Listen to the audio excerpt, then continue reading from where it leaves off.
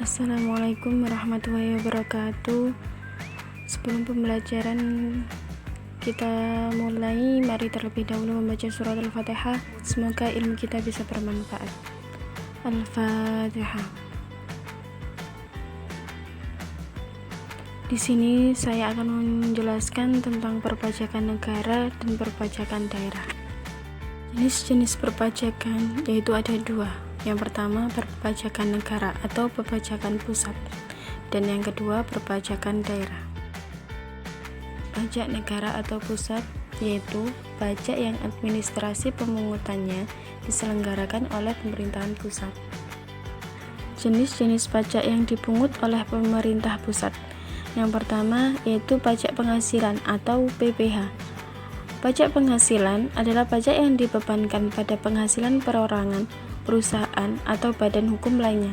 Sedangkan pajak pertambahan nilai atau PPN merupakan pajak yang dikenakan atas setiap pertambahan nilai dari barang atau jasa dalam peredarannya dari produsen ke konsumen.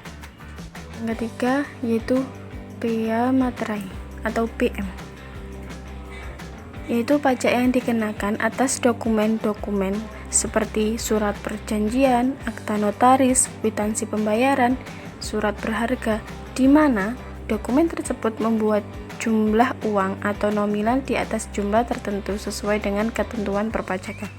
Dan yang keempat yaitu penerimaan negara yang berasal dari migas atau pajak migas. Pajak daerah adalah iuran wajib yang dilakukan oleh orang pribadi atau badan kepada daerah tanpa imbalan langsung yang seimbang, yang dapat dipaksakan berdasarkan peraturan perundang-undangan yang berlaku, dan yang digunakan untuk membiayai penyelenggaraan pemerintah daerah dan pembangunan daerah. Adapun ciri pajak daerah, yang pertama, pajak daerah berasal dari pajak asli daerah maupun pajak pusat yang diserahkan kepada daerah sebagai pajak daerah. Dan yang kedua, pajak daerah dipungut oleh daerah hanya di wilayah administrasi yang dikuasainya. Yang ketiga, pajak daerah digunakan untuk membiayai urusan rumah tangga daerah dan atau untuk membiayai pengeluaran daerah. Dan yang keempat, dipungut oleh daerah berdasarkan peralatan daerah atau perda, sehingga pajak daerah bersifat memaksa dan dapat dipaksakan kepada masyarakat yang wajib membayar.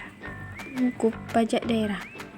Jenis pajak daerah tingkat 1 terdiri dari pajak kendaraan bermotor, bea balik nama kendaraan bermotor, pajak bahan bakar kendaraan bermotor. Dan jenis pajak daerah tingkat 2 terdiri dari pajak hotel dan restoran, pajak hiburan, pajak reklame, pajak penerangan jalan, pajak pengambilan dan pengolahan bahan galian golongan C, dan pajak pemanfaatan air bawah tanah dan air permukaan.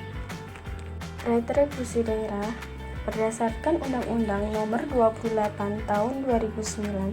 Retribusi daerah atau yang disebut dengan retribusi adalah pungutan daerah sebagai pembayaran atas jasa atau pemberian izin tertentu yang harus disediakan atau diberikan oleh pemerintah daerah kepada orang pribadi atau badan.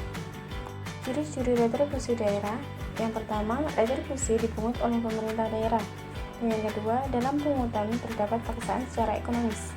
Yang ketiga, adanya kontraprestasi yang secara langsung dapat ditunjuk. Dan retribusi dikenakan pada setiap orang atau badan yang menggunakan atau mengenyam jasa-jasa yang disiapkan negara.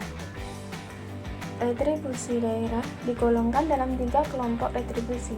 Yang pertama, retribusi jasa umum, retribusi jasa usaha, dan retribusi perizinan tertentu. Yang pertama, retribusi jasa umum. Apa sih itu retribusi jasa umum? Retribusi jasa umum adalah retribusi atas jasa yang disediakan atau diberikan oleh pemerintah daerah untuk tujuan kepentingan dan kemanfaatan umum serta dapat dinikmati oleh orang pribadi dan badan. Adapun beberapa jenis-jenis retribusi jasa umum antara lain retribusi pelayanan kesehatan, retribusi pelayanan persampahan atau kebersihan, retribusi pengambilan biaya cetak kartu tanda penduduk atau akte catatan sipil, retribusi pelayanan pemakaman, retribusi pelayanan parkir, retribusi pelayanan pasar, dan sebagainya. Yang kedua, retribusi jasa usaha. Retribusi jasa usaha adalah retribusi atas jasa yang disediakan oleh pemerintah daerah dengan menganut prinsip komersial karena pada dasarnya dapat pula disediakan oleh sektor swasta. Jenis-jenis retribusi jasa usaha yaitu retribusi pemakaian kekayaan daerah, retribusi pasar grosir atau pertokohan, retribusi tempat pelelangan, retribusi terminal, retribusi tempat khusus parkir, retribusi tempat penginapan atau villa, retribusi rumah potong hewan, dan sebagainya. Retribusi perizinan tertentu. Apa sih itu retribusi perizinan tertentu? Yaitu retribusi atas kegiatan tertentu pemerintah daerah dalam rangka memberikan izin kepada orang pribadi atau badan yang dimaksudkan untuk pembinaan, pengaturan, pengadilan, dan pengawasan atas kegiatan pemanfaatan ruang, penggunaan sumber daya alam, barang, prasarana, sarana, atau fasilitas tertentu guna melindungi kepentingan umum dan menjaga kelestarian lingkungan. Jenis-jenis retribusi perizinan tertentu adalah yang pertama, retribusi izin pendirian bangunan, dan yang kedua, retribusi izin tempat penjualan minuman beralkohol, retribusi izin gangguan, dan retribusi izin proyek. Prinsip dan sasaran penetapan tarif retribusi daerah. Tarif retribusi daerah ditetapkan oleh pemerintah daerah dengan memperhatikan prinsip dan sasaran penitipan tarif yang berbeda antara golongan retribusi daerah. Sesuai dengan Undang-Undang Nomor 34 Tahun 2000 Pasal 21 dan Peraturan Pemerintah Nomor 66 Tahun 2001 Pasal 8 sampai 10 prinsip dan sasaran dalam penetapan tarif retribusi daerah ditentukan sebagai berikut. Yang pertama, tarif retribusi jasa umum ditetapkan berdasarkan kebijakan daerah dengan mempertimbangkan biaya penyediaan jasa yang bersangkutan, kemampuan masyarakat, dan aspek keadilan. Dan yang kedua, tarif retribusi jasa usaha ditetapkan berdasarkan pada tujuan utama untuk memperoleh keuntungan yang layak, yaitu keuntungan yang dapat dianggap memadai jika jasa yang bersangkutan diselenggarakan oleh swasta. Dan yang ketiga, tarif retribusi perizinan tertentu ditetapkan berdasarkan pada tujuan untuk menutup sebagian atau seluruh biaya penyelenggaraan pemberian izin yang bersangkutan. Biaya penyelenggaraan pemberian izin yang bersangkutan meliputi penerbitan dokumen izin, pengawasan di lapangan, penegakan hukum, penata usahaan, dan biaya dampak negatif dari pemberian izin tersebut. Terima kasih. Mungkin hanya itu yang bisa kami sampaikan.